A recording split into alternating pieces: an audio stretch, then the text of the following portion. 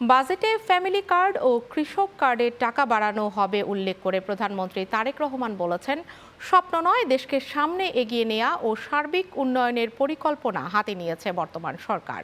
BNP জনগণকে যে প্রতিশ্রুতি দেয় তা বাস্তবায়ন করে বলেও জানান তিনি। দুপুরে চাঁদপুরে তিনি এসব কথা বলেন। আখতারুজ্জামান রকির রিপোর্ট।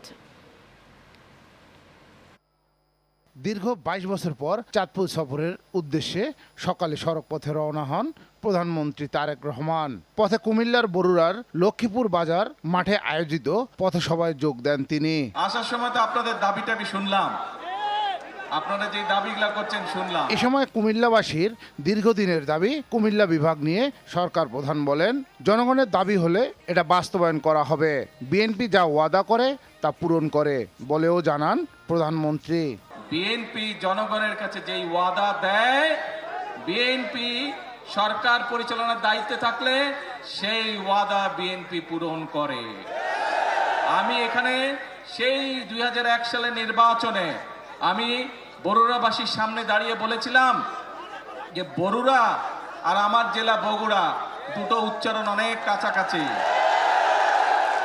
আমি যেরকম আমার এলাকার উন্নয়ন দেখব, ইনশাল্লাহ আমি বরুড়ার বিষয়ে সহযোগিতা করব। পরে চাঁদপুরের শাহরাস্তির টামটা ইউনিয়নের খাল পুনর্খনন কাজের উদ্বোধন করে প্রধানমন্ত্রী বলেন, আগামী বাজেটে ফ্যামিলি কার্ড ও কৃষক কার্ডের টাকা বাড়ানোর পাশাপাশি আলাদা বরাদ্দ দেওয়া হবে।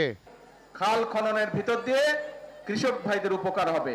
কৃষক ভাইদের উপকার হলে কৃষকরা ধীরে ধীরে স্বাবলম্বী হবে, এবং কৃষকরা স্বাবলম্বী হলে এই দেশের অর্থনীতি ধীরে ধীরে মজবুত হবে। এই দেশের অর্থনীতি মজবুত হলে এই দেশের মানুষের অর্থনীতি মজবুত হবে। এই যে সামনে বাজেট আছে, এই বাজেটে আমরা ফ্যামিলি কার্ড এবং কৃষক কার্ডের জন্য অনেক বেশি বরাদ্দ রাখবো।